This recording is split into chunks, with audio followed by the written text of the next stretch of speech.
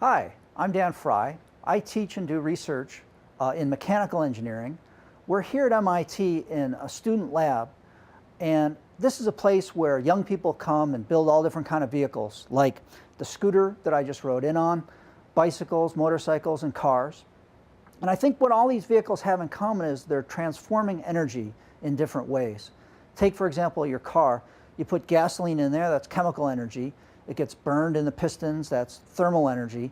Gets turned into mechanical shaft energy, then kinetic energy of the car going down the road, potential energy of the car climbing a hill. But the key thing is that energy is being transformed, and we as mechanical engineers have to learn how to manage all that and optimize it and make it efficient.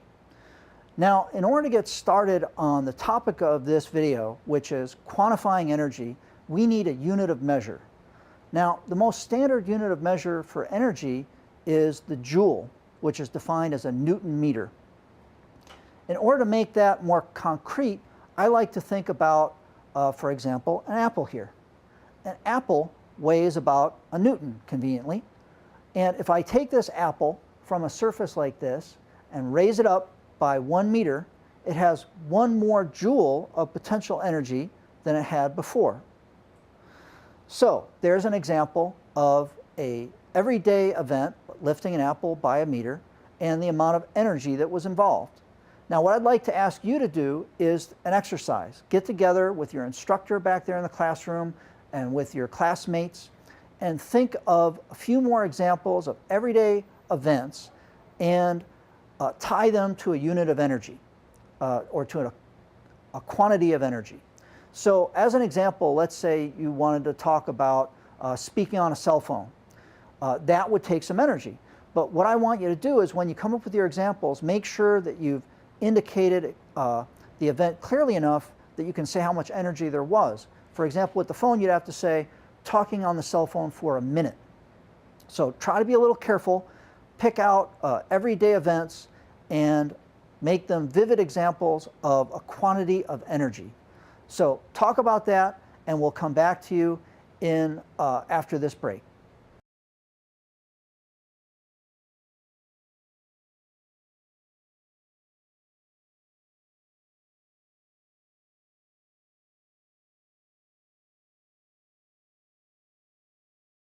Hi, welcome back from your intermission. So you guys were working together to come up with your own examples of some everyday event that would consume a fixed amount of energy that you could anchor to. Now, in order for us all to work together, what I'm going to do is give you a list of 5 everyday events that have an amount of energy associated with them, and we're all going to try to put them in order together. So let me take you through what that list is. First, I want you to consider how much energy it takes to ride a scooter. You know, one of those 2-wheeled kick scooters that I rode in on before. And to make it more specific, I'm going to say you've got to ride a kilometer and you ride on level, smooth ground. So how much energy does that take? You know it's going to take some work pushing back with your foot, and you'll get a little bit tired, but how does that compare to other amounts of energy?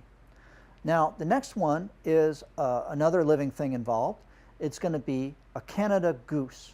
It's that kind of black and white and brown sort of goose that's so common here in North America.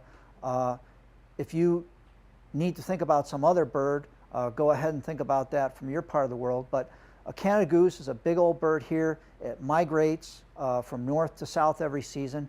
And I'm asking you to consider when they fly at about 1,000 meters up, how much potential energy does one of those geese have? So potential energy of a Canada goose at 1,000 meters above the ground. That's the second common everyday event that I want you to think about. Now, a couple more. One is an ear of corn. So there's energy in this. If I ate it, I'd be able to do some work. And I want you to think about that. You know, how does it relate to other things? You could think about the goose eating this corn and what it could do. You're probably familiar with labeling of food items. You want to think about the energy available to, say, a vertebrate who eats this corn. One more item to put on your list is how much energy is available in a 2-liter bottle when it's pumped to 60 pounds per square inch. Now these sort of bottles are common pretty much everywhere in the world, and they do hold pressure because they hold carbonated beverages. And I'm telling you that we could pump it up to 60 psi, and when we did that, there'd be a certain amount of energy available in that bottle to do useful work. I want you to think about how much energy that is.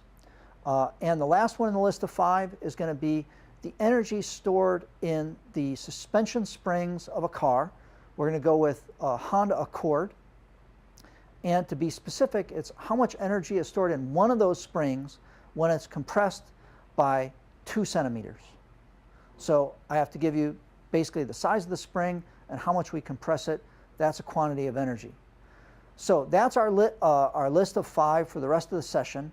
But to give you something specific to work on for the next intermission, I want to take 2 things from that list, and you're going to put those in an order. And the 2 I want you to work on are the Canada Goose flying at 1,000 meters and the suspension of the Honda Accord being compressed by 2 centimeters. And your task for this intermission is to figure out which has more energy, the Goose at 1,000 meters or the suspension spring compressed by 2 centimeters. Good luck, work with your classmates and your instructor, and I'll see you in about 5 minutes.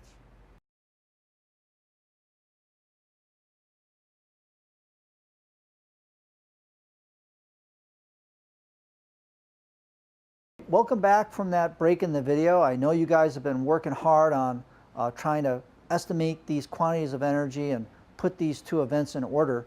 You've been thinking about the Canada Goose flying at 1,000 meters and the energy in that auto suspension spring when you compress it 2 centimeters. Try to put those in order. Now, let me tell you a little bit about the way that I thought about it. I considered the distances first because those were given.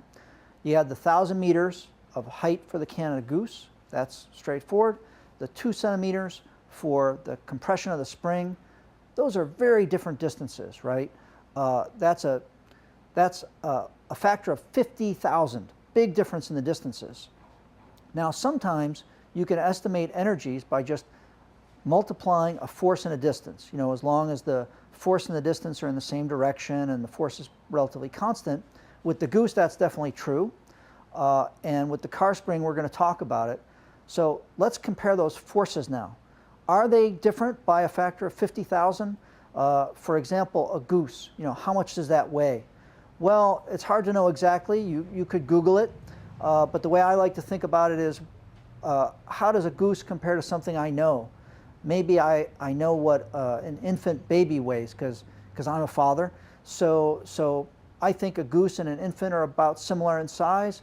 So maybe I'll estimate that a goose weighs 10 pounds or 5 kilograms.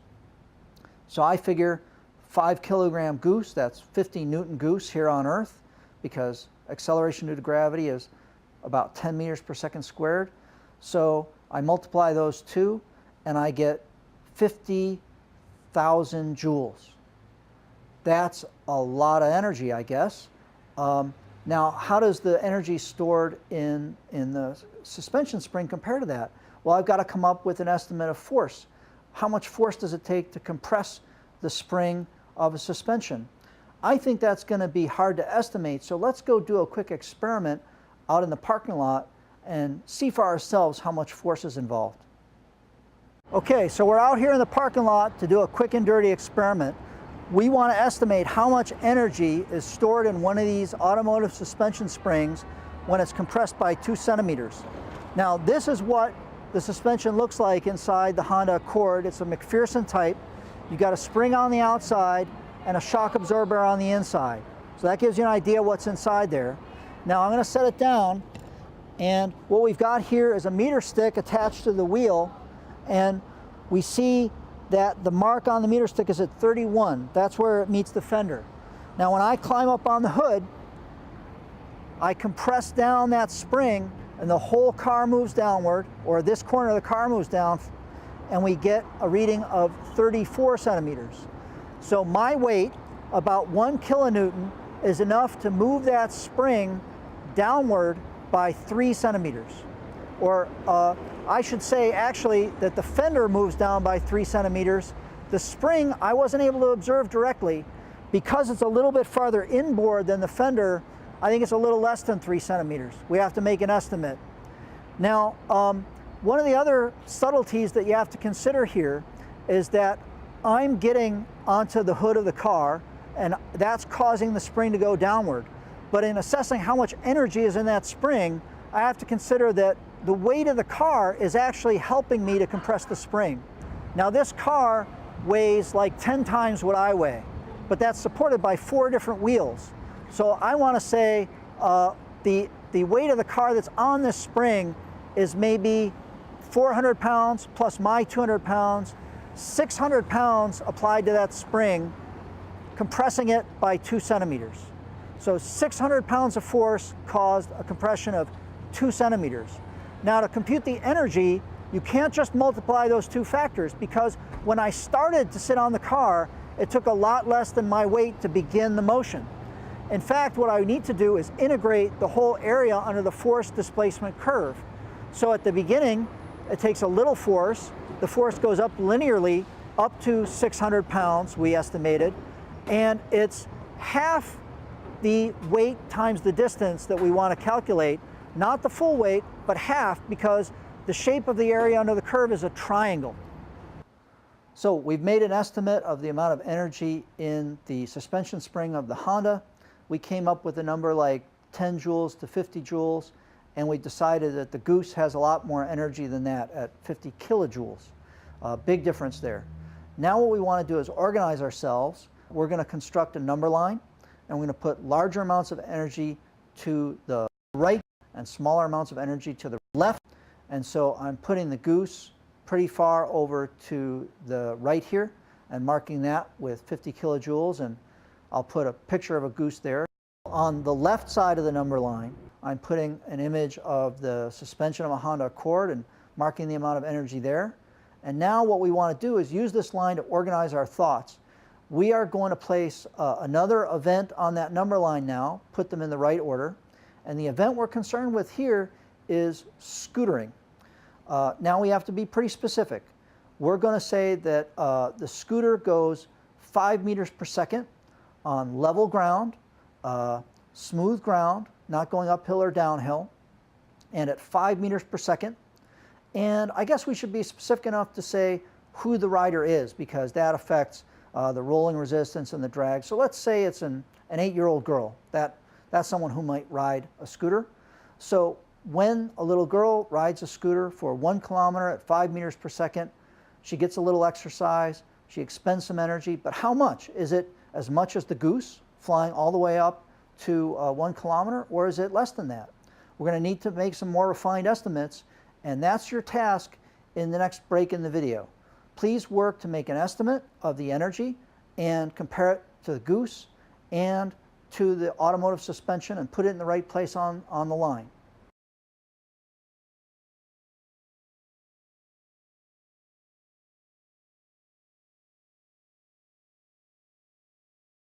All right, welcome back from the break in the video. You've been hard at work trying to figure out where this scooter event fits on our number line. We asked you to consider how much energy it takes for a little girl to ride a scooter like this, 1 kilometer at 5 meters per second. Now, one of the comparisons you could have made is between the scooter and the Goose. That's probably the more interesting comparison than to the suspension. So let's try that.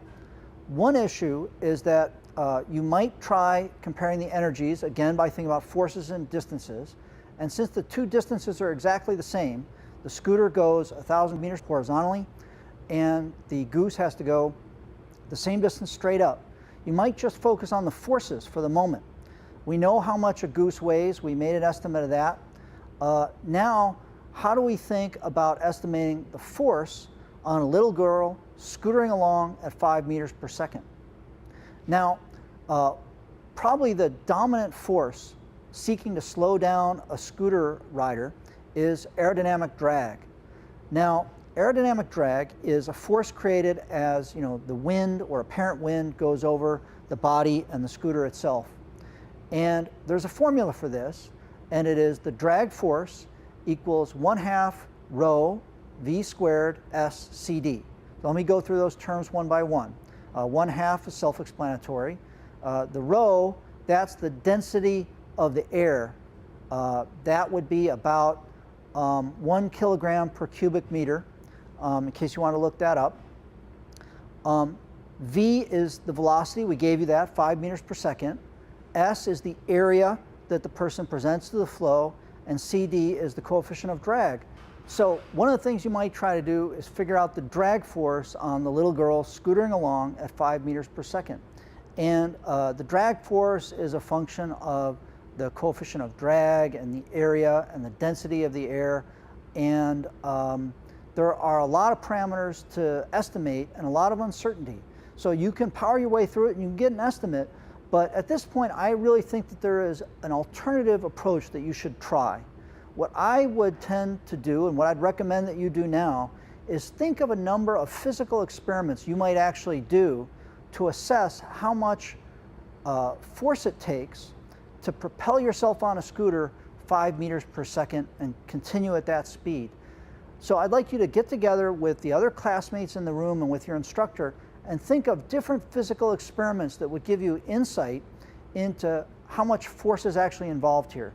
So think about that for about 5 minutes, discuss it with your classmates, and we'll come back after that.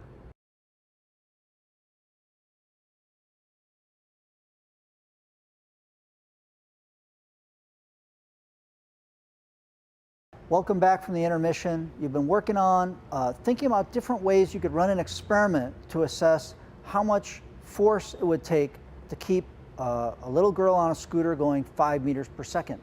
Now, there are lots of experiments you could possibly conceive of, but some of the ones that I thought of that I thought were most practical involved the scooter going down some kind of a hill.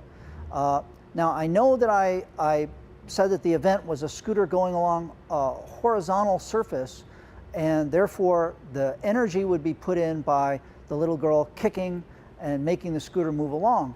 But for the thought experiment, I think it's useful to consider a hill because then you get a nice consistent forward force provided by gravity. Now here's how it works. Your weight is a force that pulls down on you at all times. And if you're on a hill, some fraction of that force, your weight, is actually aligned with the surface of the hill and causing you to move forward at a constant velocity. So there's a component of the force that is moving in the same direction that you're moving, is therefore doing work. Now, what component of the force, your weight, would keep you going at 5 meters per second? Well, there's a couple of ways to think about this. One is you're trying to make a comparison between the goose at 1,000 meters. And so what you might do is ask, well, how steep a hill would give you a component of force equal to the weight of a goose? So the way I think about it is this. I think about my daughter. She's about twice as tall as a goose, twice as wide as a goose, twice as big as a goose in every direction, made of about the same stuff, skin and bones and guts and so on. So she weighs about 8 times what a goose weighs. Now, therefore, I think about the hill that would put about 1/8 of her weight as a component of force propelling her along. Turns out that the answer is about a 10% grade. It's a hill where, let's say you cover 100 meters, well, on that stretch, you would have gone down by 10 meters. It's a very steep hill, it turns out. If you look at the hills, say, coming down out of the mountains of Colorado, they're maybe 7% grade.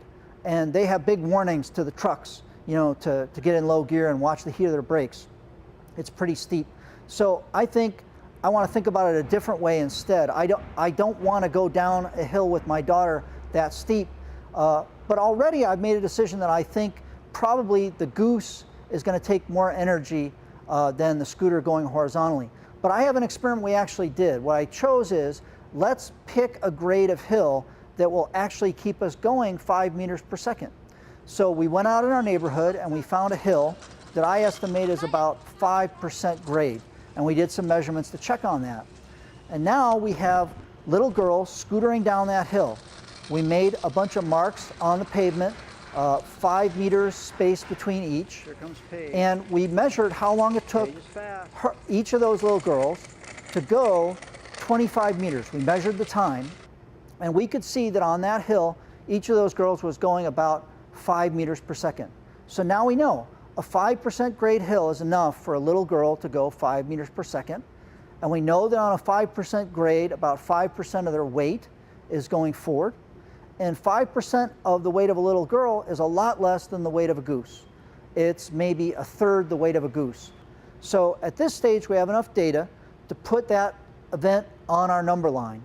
It goes close to the goose flying at 1,000 meters, but substantially higher than the automotive suspension. And we're going to place them on the number line right here where you see on the screen. So we have 3 things plotted on our number line right now. And it turns out they're all things that are kind of in the mechanical domain. We've been talking about forces and we've been talking about distances. I want to change it up a little bit now. I'm going to ask you to consider the item in our list that is in a different domain. Let's talk about the ear of corn now. The ear of corn has energy in a chemical form, and I want you to figure out where that lies on the number line. Is it, say, similar to the energy in the automotive suspension, or is it similar to the goose flying at 1,000 meters, or more than that? Take some time, work with your classmates, and take about 5 minutes, and we'll come back to you after that.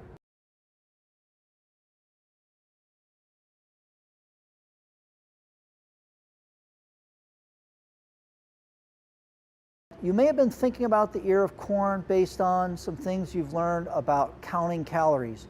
Maybe you or your parents look at the food labels and understand roughly how many calories are in things like an ear of corn.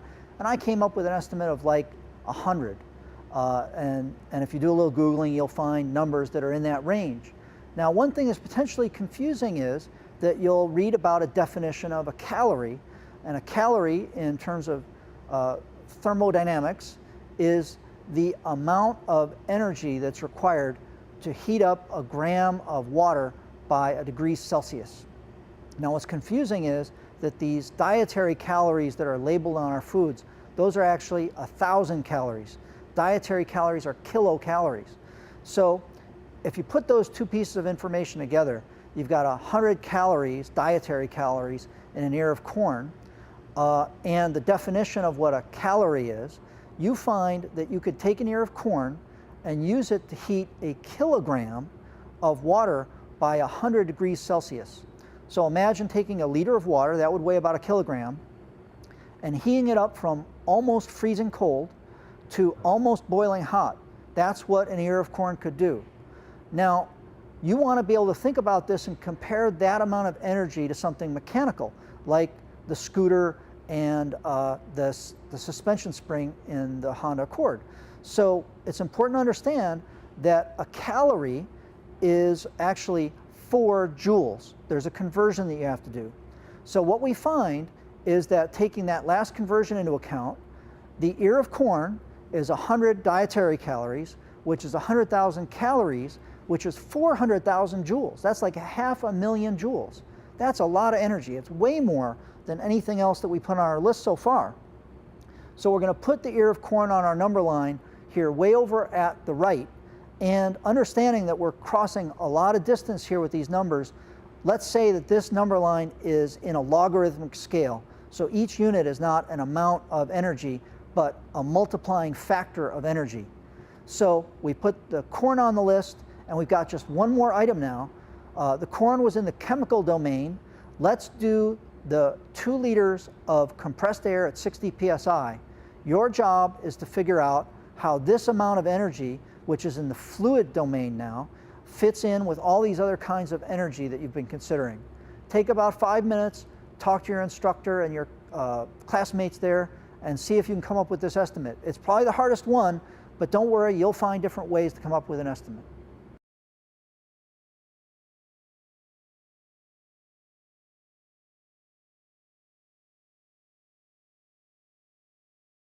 Welcome back from your last session of individual and team work. You've been trying to come up with an estimate now for the amount of energy in a 2-liter bottle pumped to 60 psi. That's a hard one. There are lots of different ways you can do it, and you've probably tried a lot of different ways. And rather than go through all that in detail now, I want to let you know that first of all, the answer is around a kilojoule. So it goes around in the middle of our list, as you'll see on the screen. And I want to tell you that in order to see some of the different ways of doing it in detail, we're making a number of resources available to you online on the Blossoms website, multiple different ways of making that estimate of the energy it takes to pump up a 2-liter bottle of air to 60 psi. So now we've got the complete list, 5 items all in order. We've covered a massive range here. The car suspension took on the order of tens of joules to compress by 2 centimeters. The ear of corn took like 500,000 joules in order to, that's the food energy available in that item. And the other items are covering the range in between. Now, let me take a moment to say what are the key lessons we take away from having done this exercise of ranking different things. One is that energy is a really important concept in physics and engineering. It's something that's around us all the time, and it helps us to understand and quantify all different kinds of events. If you really want to be able to understand energy, it helps to be able to put it into a numerical form, to put quantities onto these events. And in order to do that, you have to compare them to some unit of measure. So we want to quantify energy. That requires a measurement scale, and that requires careful analysis. Now, if you want to get good at making those kinds of calculations and estimates, a decent way to start is to begin to explore and understand and estimate the amounts of energy in events and objects all around you. Start with the things that are familiar to you and understand energy in those terms. And I think it'll help you to appreciate energy more. I think that having done this exercise, you may be able to be more mindful of energy all around you, and in particular, your use of energy on a daily basis. So take these lessons with you as you go forward, and I hope you've enjoyed the session.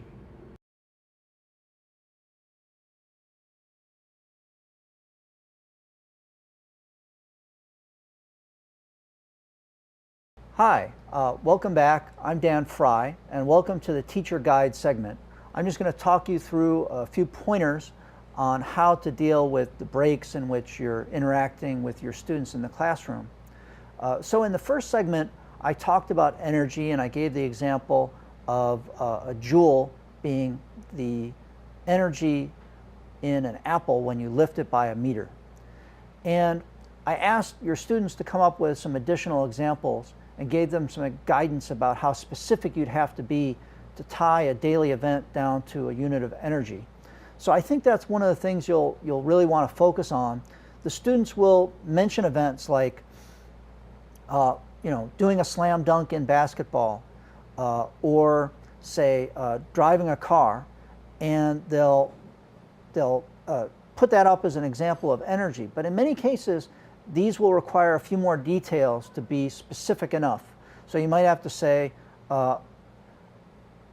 my doing a slam dunk, because that tells you how much weight there actually is. Or you could say driving a car for a mile at 30 miles per hour. That would make it specific enough that we can tie it to an amount of energy. Now, the other thing I would like to recommend is that you encourage your students to get their examples to cover a lot of domains. It would be more interesting if their examples cover, say, mechanical energy, electrical energy, such as talking on a cell phone, chemical energy, such as energy in a liter of soda pop. So I think it's useful if they cover a lot of different areas so that they understand how ubiquitous this idea of energy really is. So this is a segment in which your students should generate a lot of ideas, and they'll be unique to each group. And I guess they'll be very different from country to country as well, based on the different experiences people have, and that's all fine. Then in the next segment of the video, I give 5 specific everyday activities that have an amount of energy associated with them, and list through those, and then give you another break in which you need to rank just 2 of them. And the two are compressing the suspension spring in a car by 2 centimeters. And I picked that because I thought it would be familiar enough. You know, people see people getting into cars and out of cars on a regular basis. And an average sized adult, if you see them get into a car, you'll notice the car go down a little bit. And I estimated it would be like 2 centimeters. And you'll see that that's what happens when we go to the videos. So that I thought of as an everyday event. The other one we talked about is a Canada goose flying at 1,000 meters. And that may be something that you're familiar with in North America. If you're in somewhere, in another place, you might refer to a bird that's of a similar size. And if people don't feel comfortable with how large a Canada goose is, well, what you might do is try Googling and just seeing how much they weigh. But I really do recommend that before you recourse to going and doing an internet search, that you really encourage your students to make an estimate first, because I think it's a good habit to be in to make estimates of physical quantities rather than always relying on information from a search, because you don't know how good quality the information is that you pull up. The first thing may be off grossly, and if you've made an estimate first, you have a check on your work. So when I think of a Canada goose, you know, having some sense of how big they are, and you know, maybe they come up to my waist, and I think of that bird being next to, say, a human child, maybe an infant, I think that with its feathers off particularly, it would look about the same size. So I know what an infant weighs. Maybe a big one would weigh 10 pounds or 5 kilograms. And so that's a good anchor for me. And you'll think of something else, something that's of a similar nature and a similar size, and that'll give you a way to estimate the weight. Okay, so we were trying to make a comparison between the amount of energy in the suspension spring of a car and in a goose flying at 1,000 meters above the ground. And there you had to be able to make a reasonable judgment about the forces involved, and the distances were just given, right? So 2 centimeters for the suspension and 1,000 meters for the goose, so you had to come up with the forces. For the goose, you could go and Google it, but I suggested that you make an estimate. Try to imagine, say, a goose with its feathers off and compare it to something you know, like an infant. They'd be similar, I think. 10 pounds or 5 kilograms for the infant, which would put you in the right ballpark for the goose. So you just multiply the two numbers, the 5 kilograms times the acceleration due to gravity, that's 10 meters per second squared roughly, times the 1,000 meters, and that gives you the energy in the goose flying at 1,000 meters.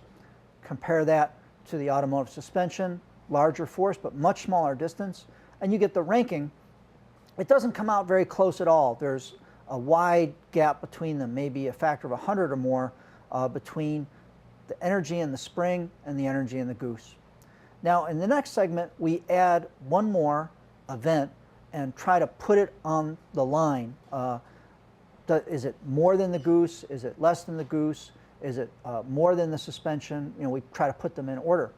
And the specific event is scootering along for 1,000 meters at 5 meters per second. Now this one could be more difficult. There are a lot of ways to do it. You could try to think about the forces involved again, because you have the distance. You could try to come up with the drag force on a rider, and you could come up with estimates. But I think it's easier to think about the scooter going down a hill. And we'll provide you some information on how to do that in the notes that will accompany this video segment. There are a lot of ways to make this estimate, and I think you'll find that the scooter takes substantially less energy than the potential energy in the goose. Then we go to the next segment, and we have yet another event that we want to put on the timeline, quantifying the energy, and this one is the ear of corn. Okay, so we picked out the ear of corn because we thought it was a common enough thing and a thing that a goose might eat, because here in North America we like corn and we feed it to livestock, so I can imagine the goose eating the corn. But you may want to pick just to give people an anchor, you may want to pick a more familiar food and a quantity that would be similar to the corn. The corn has about what we call 100 calories in our food labeling system. And what's potentially confusing here is that most students will have heard of a calorie, but a dietary calorie that we talk about in packaging food is actually a kilocalorie. It's 1,000 calories or 4,000 joules. So you want to help the students to sort out that confusing nomenclature. Now, the last item that we put on the line to put in order is the event of pumping up a bottle, 2-liter soda bottle, to 60 psi gauge. Now, I chose those values because, first of all, the 2-liter bottle is pretty familiar across the world, I think. And also, this volume is similar to what you'd find in, say, an adult's mountain bike tire. So it's not an unusual event. Although you normally wouldn't pump up a soda bottle to 60 psi, lots of people would have the experience of pumping up a bike tire. And so that's a similar amount of pressure and a similar volume, and they have an idea of how tired you feel at the end of that. And so, again, there are a number of ways to analyze this.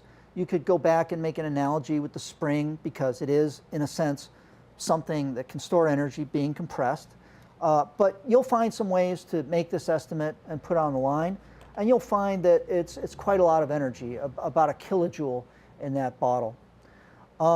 So that's the totality of the breaks, and there are lots of ways to handle them. It's a challenging task, I have to say. I think that your students will be stretched some, but if you just have the right approach to it and you take an attitude that mistakes are not a problem, that you can find ways to correct them and make it fun, I think that you'll find that this is a good educational experience for your students, and I hope you have a chance to use it in your class.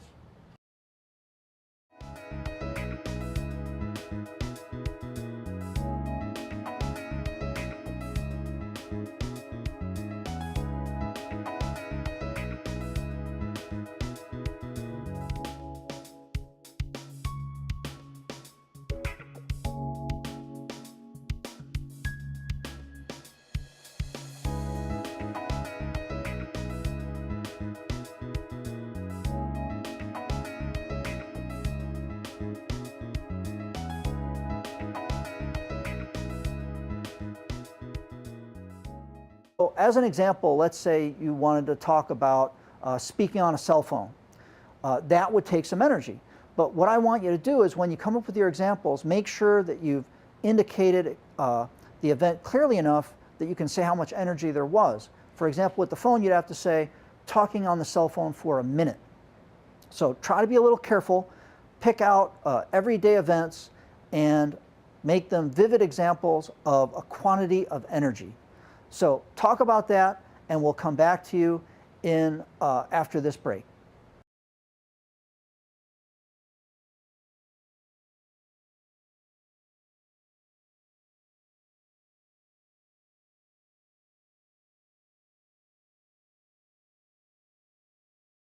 Hi, welcome back from your intermission.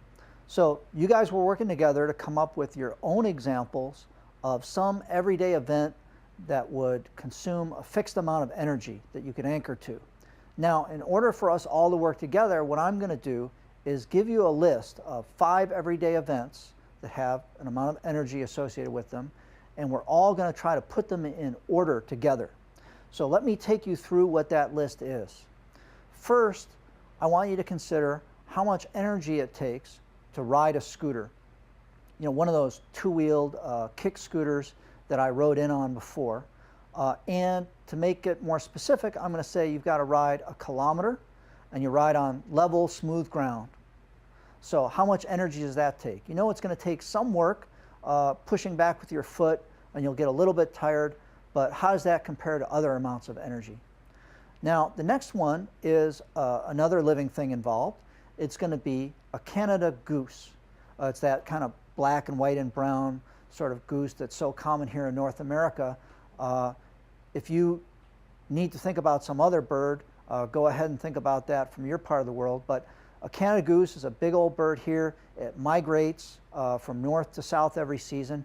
And I'm asking you to consider when they fly at about 1,000 meters up, how much potential energy does one of those geese have?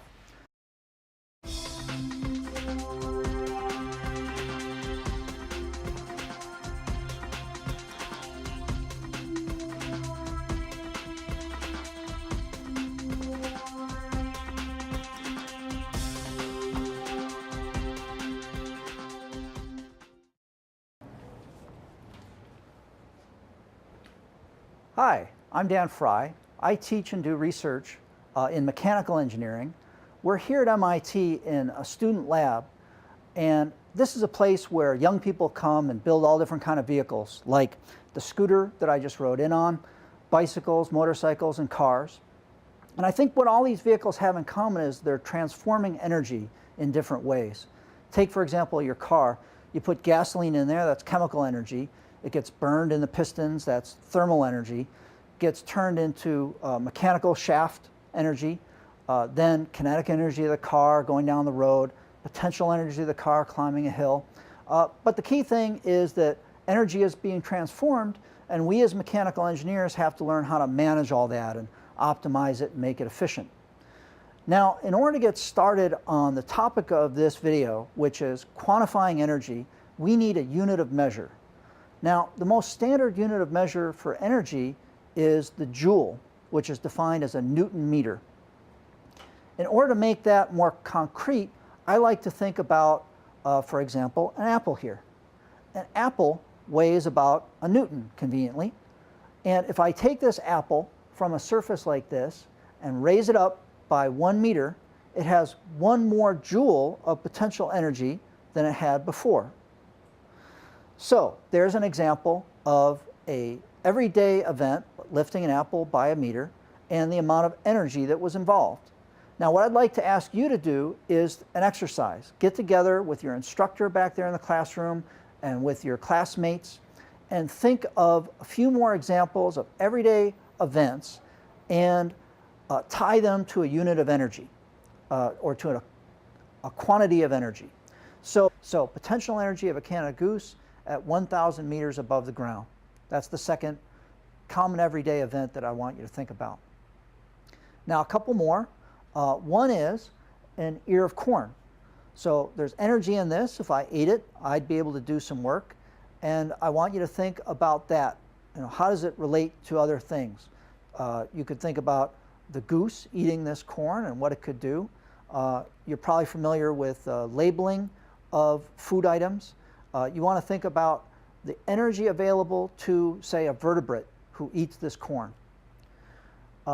One more item to put on your list is how much energy is available in a 2-liter bottle when it's pumped to 60 pounds per square inch.